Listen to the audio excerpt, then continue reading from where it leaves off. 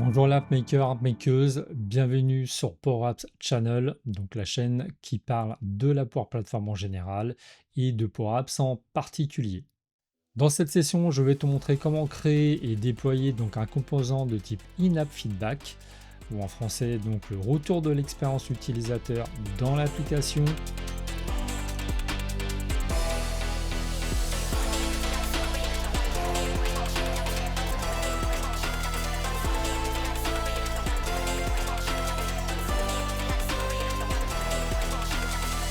Je m'appelle Pascal, je suis consultant en Power Platform depuis 2016. Donc l'idée c'est de partager avec toi mon expérience, de t'enseigner des techniques pour mieux maîtriser la Power Platform. Donc le composant in-app feedback est un pop-up, c'est-à-dire que c'est un écran qui vient par-dessus les autres, que tu reçois de temps en temps, par exemple sur une application que tu utilises sur ton smartphone ou sur une application autre comme Adobe, etc., qui te demande en fait de noter ton niveau de satisfaction sur l'application que tu es en train de consommer. Alors ce n'est pas exclusivement une application numérique qui récolte les données. Par exemple, ça peut être aussi donc un pad physique, donc un équipement physique qui contient 3 boutons par exemple, comme ceux qu'on peut expérimenter dans les toilettes sur les aires d'autoroute ou dans les aéroports. L'idée de la session, c'est de te montrer comment on utilise le composant in-app feedback qui est mis à ta disposition, donc sur un site GitHub qu'on verra en fin de session. Donc le déroulé est le suivant, on va faire une démonstration complète de l'usage du composant in-app feedback. On va regarder ensuite comment c'est fait à l'intérieur, donc le design du composant. On va regarder les interactions de l'application et des utilisateurs, et notamment au travers des fonctions, des boutons, des saisies, etc. On verra aussi l'intégration du coup de ce composant-là dans ton application, comment on va faire pour l'intégrer dans ton application. Et enfin, on va voir comment le mettre à l'échelle de ton entreprise, de manière à ce que ce composant-là puisse être consommé par tous les makers. Feedback, donc c'est cette petite interface qui va être ajoutée à votre application, qui va apparaître pour l'utilisateur. À partir de là, donc ça va permettre au maker d'avoir un retour sur l'expérience de l'utilisateur. L'utilisateur va noter ici en cliquant simplement sur les étoiles. Bah, vous voyez, dès qu'il clique en fait sur une note, eh bien, le menu du dessous va changer. Donc il a la possibilité d'envoyer tout de suite le résultat ou pourquoi pas donner un retour ici texte en précisant par exemple l'interface elle est rapide, quoi, etc. Ou autre chose évidemment.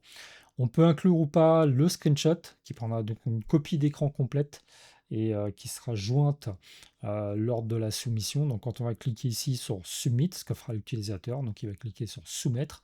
À partir de là, donc ça va envoyer directement un tableau.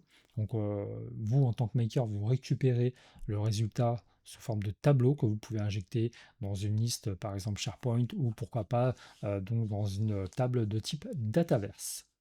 Donc maintenant, pour voir un petit peu les instructions, donc vous avez la possibilité d'insérer ce fameux contrôle ici, tout est documenté dans cette application que je fournis, qui sera disponible sur un lien sur GitHub pour être précis. Le code, en fait, on select, on le verra tout à l'heure, pour récupérer un petit peu évidemment le résultat, le composant qui est ajouté et les propriétés qu'on définira. Donc tout ça, bien sûr, on va le voir en détail. Quand on passe dans la partie démo, c'est là où on va pouvoir commencer à voir la personnalisation des propriétés et je vais vous montrer comment ça fonctionne. C'est pour montrer que chaque propriété est personnalisable. Donc la première propriété qu'il faudra manipuler chez vous, ça sera la propriété isOpen qu'il faudra mettre à vrai. Donc est-ce que la fenêtre est ouverte ou pas? Donc vous avez cette zone d'affichage qui va montrer en fait le composant à cet endroit. Donc là quand je clique dessus, vous allez voir, voilà, le composant va venir s'afficher. Je peux aussi personnaliser le logo, visible ou pas, j'ai pas forcément besoin d'afficher un logo, donc là je vais le masquer. Ouais, par exemple, logo visible, là on a false, donc ça veut dire qu'il n'est pas affiché. Là je souhaite l'afficher, voilà. Et donc je peux aussi changer directement ici les différents logos. Si vous avez évidemment vos propres logos, c'est là qu'il faudra les installer bien sûr. On peut aussi changer par exemple tout simplement le titre qui est ici en gras, noter votre expérience. Et on voit effectivement qu'on a cette possibilité-là de pouvoir évidemment le changer. Pareil pour le text kit ici. Un petit peu plus bas, on va pouvoir changer ici ce qu'on appelle en fait le nombre au niveau des points en quelque part, hein. Si vous voulez par exemple une dizaine d'étoiles, bah, vous avez du coup une notation qui est beaucoup plus fine. Le bouton aussi Not Now qui est en anglais là par exemple, bah, en fait on peut le changer, hein, il n'y a pas de souci. Là aussi c'est personnalisable. Cette propriété du composant s'appelle FBX. Alors FBX pour Feedback Experience, donc qui permet évidemment dans cette propriété-là de changer le label du bouton, c'est-à-dire l'étiquette du bouton, le titre en fait du bouton qui est là. Pareil pour le bouton cancel, on peut le mettre en français ou changer de la langue, enfin vous mettez le texte en fait que vous voulez. On peut changer aussi la position en fait de votre écran qui donne pop-up, vous voyez, plus haut, plus bas, etc. Si vous ne voulez pas vous embêter avec ça, vous cliquez directement sur le composant est centré. Un petit peu plus bas, on va trouver aussi le code qu'on peut changer dans le bouton, par exemple cancel, quand l'utilisateur va cliquer sur le bouton annuler, bah, qu'est-ce qu'on exécute comme code? Là, en l'occurrence, c'est juste un exemple, un Notify. On va simplement afficher donc un bandeau sur lequel il est marqué vous avez cliqué sur pas maintenant. Mais ça, évidemment, vous pouvez mettre ce que vous voulez. Soumettre, c'est lui qui est vraiment important parce qu'il y a déjà du code qui est prêt pour vous, qui nous permettra de récupérer un tableau entier avec les valeurs qui auront été sélectionnées. Le nom de l'application, le commentaire éventuellement que vous avez mis là, hein, si je mets un commentaire ici, que je clique soumettre, bah, je vais avoir ici donc le code qui va venir s'afficher. Voilà, hello, il a disparu parce qu'il a déjà en fait envoyé l'information dans le tableau. Toutes ces propriétés sont récupérables et ça vous permettra, comme vous l'avez compris, de l'utiliser dans votre application. C'est surtout ça l'idée.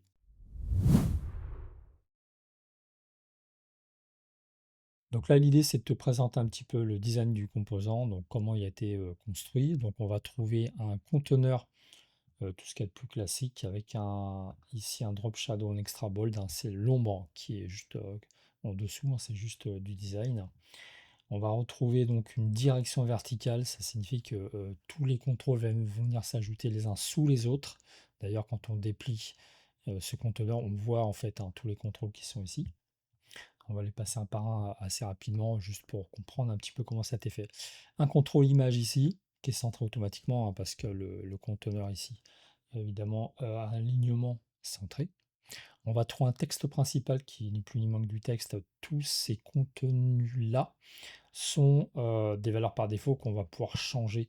Bien entendu, c'est ce qui fait partie des propriétés qu'on verra juste après de ce composant. La description du texte, même chose. Un séparateur qui est ni plus ni moins qu'un rectangle. On va trouver ensuite un contrôle rating, donc avec les étoiles, hein, qu'on voit ici, pouvoir donc rajouter un nombre d'étoiles ou en diminuer en fonction des besoins. Ici, on a le séparateur encore suivant, un conteneur des trois boutons. Le premier bouton, c'est le bouton Not Now, c'est le bouton qui est celui qui est vu au départ, hein. Dès qu'on cliquera ensuite sur une sélection d'étoiles, hein, c'est-à-dire en sélectionnant le niveau de satisfaction, on a tout de suite les deux autres boutons qui sont visibles et les autres invisibles. Donc, ce qui permet quand on fait cancel de revenir à l'étape d'avant. Et ensuite, quand on reclique sur une valeur, bah, à ce moment-là, on peut soumettre ou annuler encore une fois cette demande. On va trouver donc ensuite un séparateur juste en dessous. C'est juste pour le design, hein, c'est un rectangle, hein, on le voit ici. Un conteneur, mais qui lui n'a pas trop de spécificité. Il y a juste en fait dedans deux contrôles. Un contrôle icône qui représente le petit stylet pour éditer son feedback si on a besoin de donner un petit peu un retour plus précis que simplement une notation. Et puis ici, il y a le texte qui propose enfin, qui est le libellé de ce texte. Là encore, c'est modifiable. Vous pouvez le mettre en français, choisir la langue, tout ce que vous voulez. Et enfin, donc un petit peu plus bas, quand on va cliquer sur l'élément, voilà, on a ici la possibilité donc de saisir voilà, ce fameux feedback, de cocher la case ou pas pour inclure un screenshot. Donc c'est une valeur qu'on va récupérer en fonction de si checkbox, parce que c'est une checkbox, elle est vraie, donc ça a été checké, et bien ça signifie que l'utilisateur souhaite aussi intégrer la copie d'écran.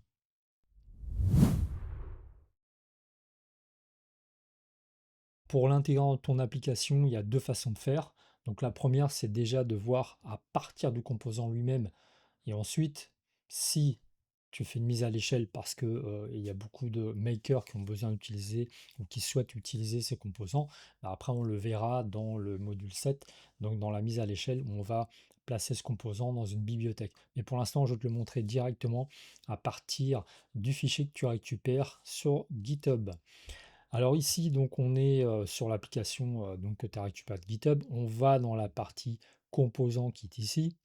Du composant, il y a une petite flèche ici qui permet d'exporter ce composant. Donc du coup, ça va faire un fichier que tu vas pouvoir importer dans ton application. Et donc tu pourras voir ce composant du coup dans la liste composants de ton application. Donc pour l'instant, petit tips donc à savoir, c'est que la possibilité d'exporter et d'importer, bah, en fait, il faut vérifier que dans les paramètres, dans la partie updates, tu es bien, donc tu tapes export hein, et tu vérifies bien que export-import de composants soit coché. Voilà, une fois que tu exportes le composant, donc je te montre comment ça se passe, on a donc un fichier qui est prêt à être téléchargé.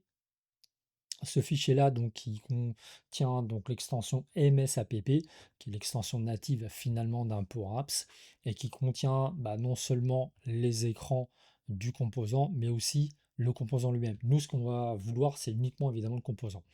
Donc pour cela, on a ici une application que j'ai générée. Donc on va aller la chercher. C'est pour montrer comment, à partir d'une application qui est déjà existante, on va récupérer un composant et finalement l'intégrer dans ton application.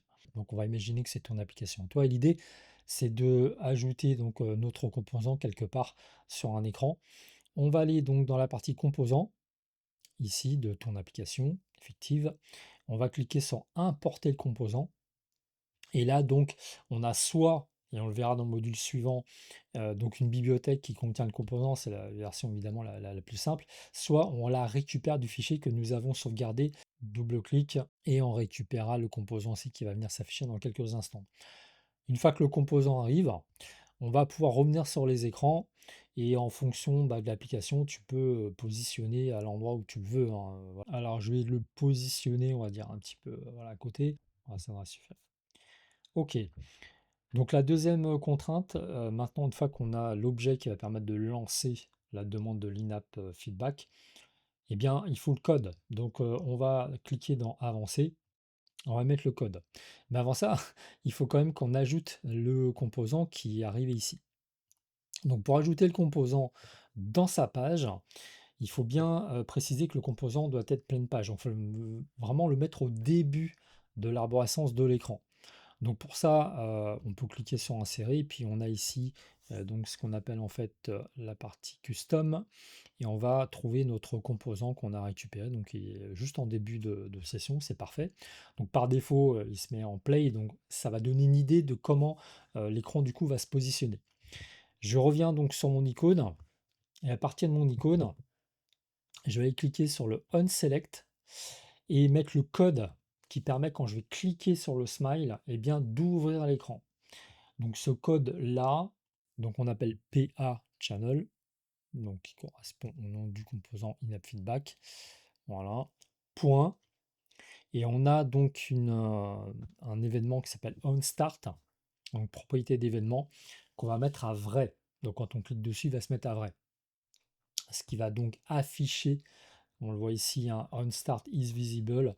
Donc là, voilà, si je le mets à true, c'est qu'en cliquant dessus, ça va mettre la variable à vrai et du coup, ça va allumer, entre guillemets, ça va rendre visible le composant. Visible tout court. Voilà. Visible. Donc on a la propriété visible.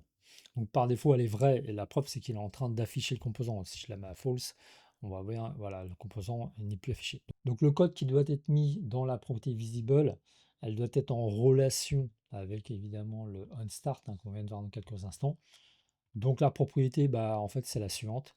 Self, donc j'appelle la propriété du composant lui-même. Ok. Elle s'appelle isOpen.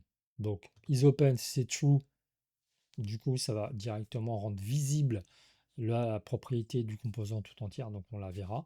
Si isOpen égale false ou blank, c'est-à-dire si elle n'est pas paramétrée, à ce moment-là, on considère comme false. Donc la propriété visible étant false, on ne voit pas évidemment notre in-app feedback.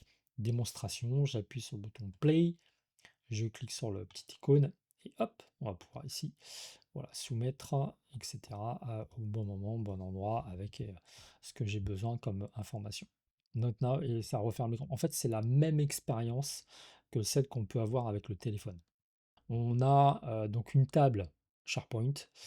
Cette table SharePoint qui a été créée, donc en réalité, elle contient vraiment très peu de propriétés. Elle correspond donc à la notation, donc elle range bien la notation, le commentaire, le nom de l'application éventuellement dans lequel vous vous trouvez. Alors ça, c'est pour une exploitation plus tard, hein, quand vous avez beaucoup d'applications ou votre application pour voir comment elle évolue dans le temps. L'AppID pour l'identifier, puisque si vous renommez votre application, bah, il faut bien être sûr que c'est toujours la même. Cette table-là, c'est une table SharePoint, donc je vais vous montrer comment on fait pour la relier évidemment à votre application. Hop. Donc je vais créer une nouvelle connexion, ou si elle existe déjà, donc on va aller la chercher, une connexion SharePoint parce qu'il s'agit d'une liste. Je vais basculer donc sur ma liste. Je me connecte donc à cette liste-là. Je vais chercher donc le feedback user, hein, c'est la liste que j'ai créée qui contient les 4 fameuses colonnes. Donc une fois que la source est connectée, ben, je vais pouvoir l'appeler. Donc on va aller chercher la propriété donc, du composant qui est ici, PA donc pour App Channel, in-app feedback, et on va aller chercher le on submit qui est ici. En cliquant sur submit en haut, hein, on va déplier un petit peu le code que j'ai mis en commentaire, que vous pouvez donc bien sûr utiliser, puisque l'objectif c'est un peu ça. Donc du coup, je vais enlever ce qui est en commentaire. On va adapter un petit peu le truc, le code. Donc ici, je vais simplement aller mettre ça en commentaire. Et bien, lorsqu'on clique sur le bouton soumettre, on a tout de suite donc un premier code qui va aller récupérer dans une variable qui s'appelle var résultat, hein, qu'on voit bien ici, le tableau qui est renvoyé par le composant feedback qui contient donc un certain nombre de propriétés, dont le FBX AppID, l'app name, la partie notation, hein, c'est-à-dire le nombre d'étoiles qui ont été sélectionnées, un commentaire, et éventuellement d'autres informations qu'on pourra récupérer. Ces colonnes-là, on les a vues tout à l'heure, hein, ce sont des colonnes que nous avons donc ajoutées dans la liste SharePoint. Alors pour l'instant, pour faire simple, je n'intègre pas la partie enregistrement de la pièce jointe, juste déjà pour voir un petit peu comment ça se passe. Et puis une petite notification hein, pour bien préciser que effectivement l'application a bien donc envoyé et enregistré dans la base de données donc SharePoint. On va voir comment ça se passe. Donc pour ça, je appuie sur le bouton Play. On a ici donc l'utilisateur qui va se retrouver sur cette application. Il va cliquer sur le petit smile. On trouve bien effectivement ici notre in-app feedback. Alors on pourra le recentrer ou le décentrer. Bon après on fait ce qu'on veut, hein. Je vais cliquer sur 4. J'ai bien ici les deux boutons Cancel ou Submit. Donc ici, je vais cliquer sur le petit stylet et donc, inclure ou pas le screenshot, on verra ça tout à l'heure. Mais surtout, ce qui est important, c'est de cliquer sur le bouton Submit. Et quand on va cliquer sur le bouton Submit, on a un petit message qui est envoyé donc une fois que l'enregistrement est fait, avec à l'utilisateur pour dire que voilà, le résultat, on peut personnaliser cette notification pour mettre le texte souhaité, hein. Ce qui est important, c'est que c'est enregistré carrément dans la liste. Et je vais avoir le nouveau, ça fonctionne, ce que je viens de mettre en place, mais on voit bien qu'on a la notation numéro 4. Il y a une feature qui permet de récupérer le nom d'une application, mais surtout les propriétés de cette application, et notamment son ID. Donc ça permettra plus tard, lorsqu'il y a beaucoup d'applications et plusieurs makers, eh bien d'avoir un tableau de statistiques, évidemment, qui sera utilisé par l'administration, par la gouvernance.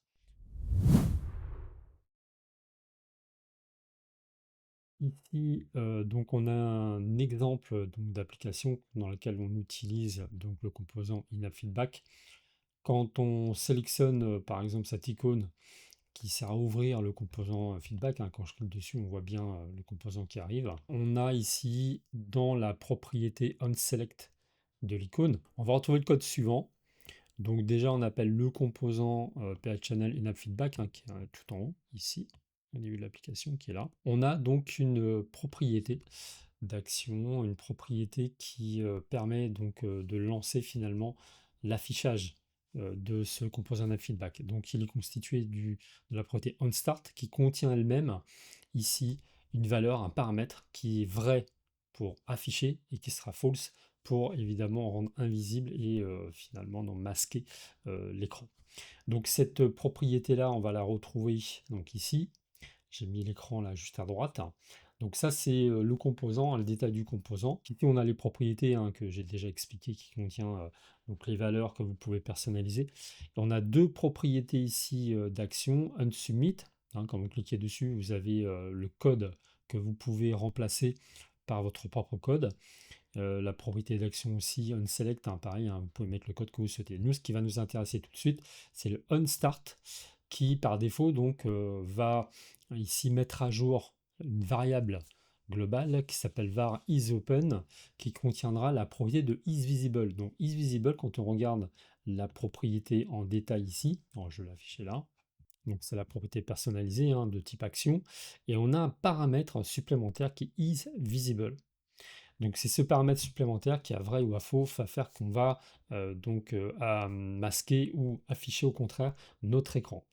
Donc cette variable finalement, elle est prise en charge dans notre application ici. Donc je vous montre, on a donc le composant qui est là. Ce composant-là, je vais afficher donc ses propriétés.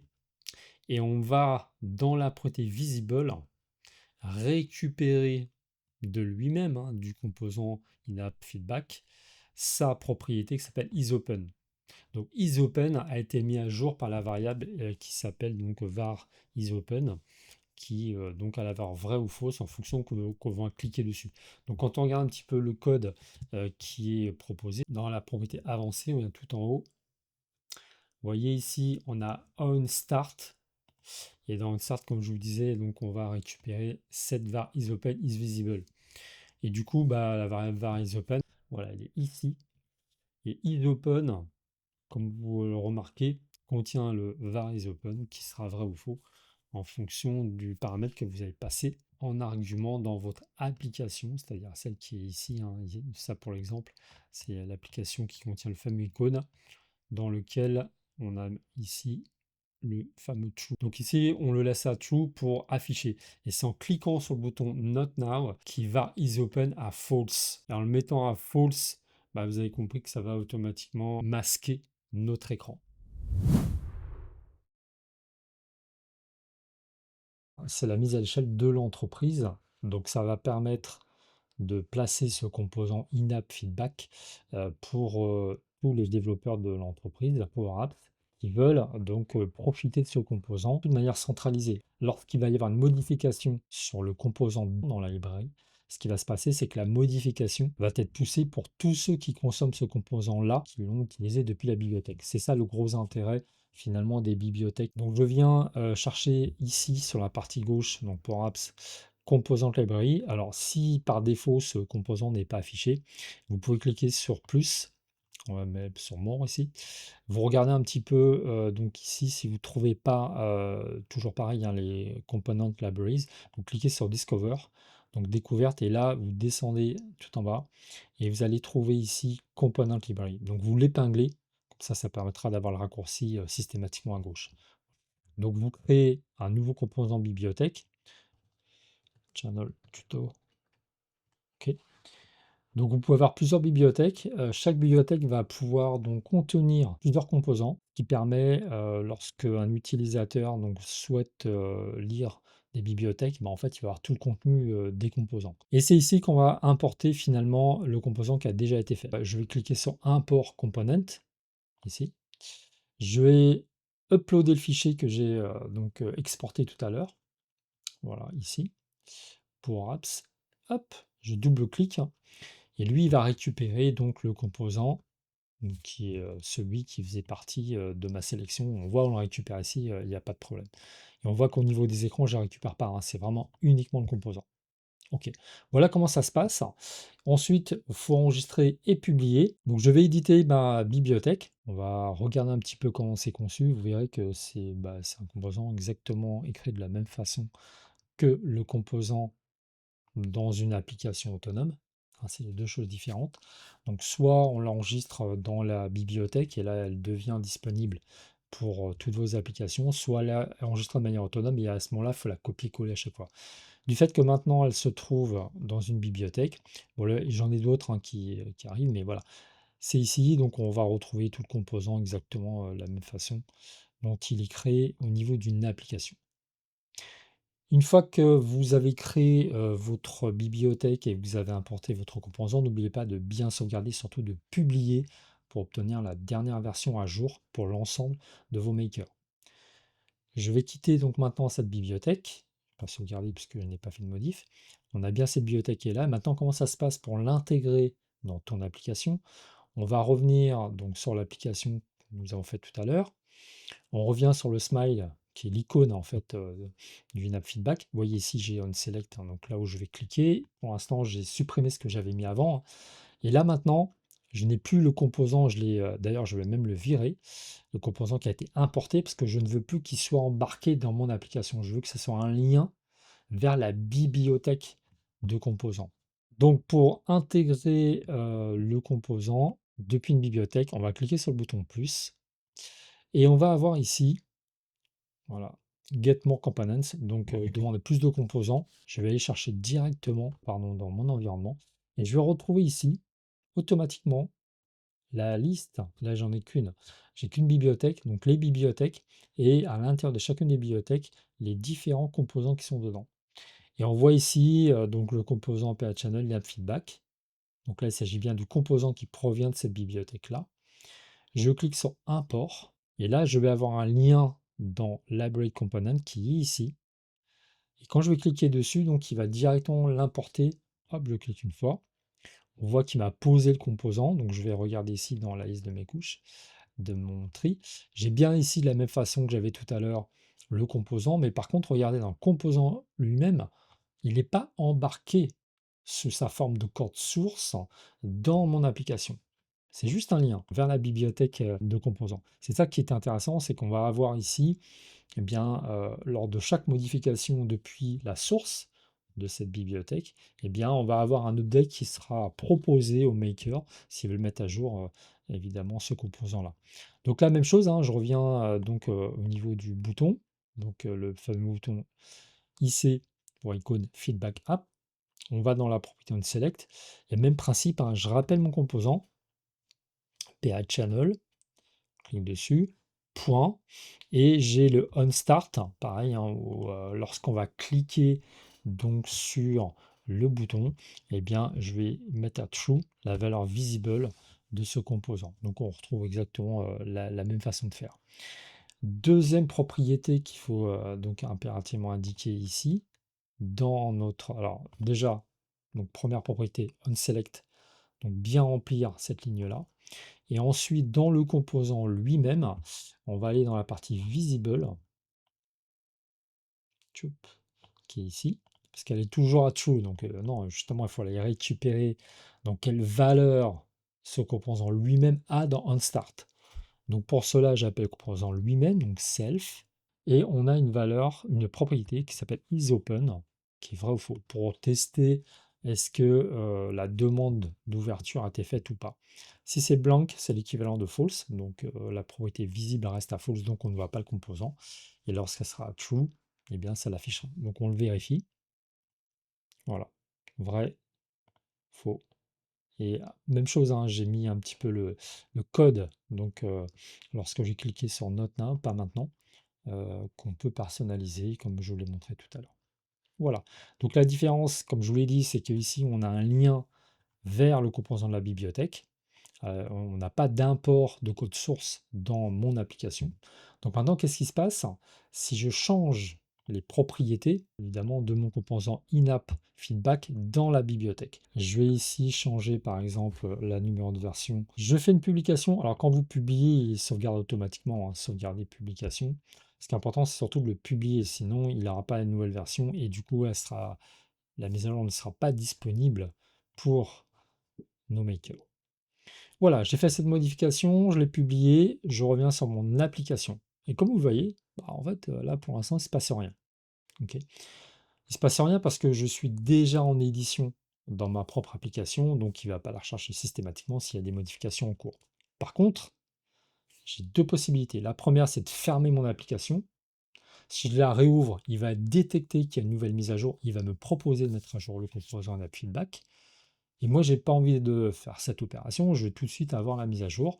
Donc pour cela, bah, pareil, on va aller de suite avec le petit bouton plus, aller ouvrir à droite où on va checker, on va vérifier donc qu'il n'y a pas des mises à jour. Et c'est grâce à cette modification-là, à cette réactualisation qui va détecter qu'il y a mise à jour ou pas, comme on le voit ici. Voilà. C'était pour vous montrer, illustrer le fait que quand on fait une modification depuis le composant principal, le fait que ça soit dans une bibliothèque et qu'il y ait un lien de la bibliothèque de composants vers votre application, bah là en fait vous êtes tranquille.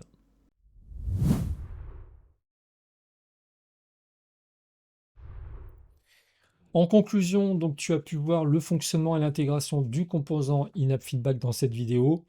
Prochaine étape pour toi, donc le récupérer sur le site de Git, hein, donc il y a un lien dans la description.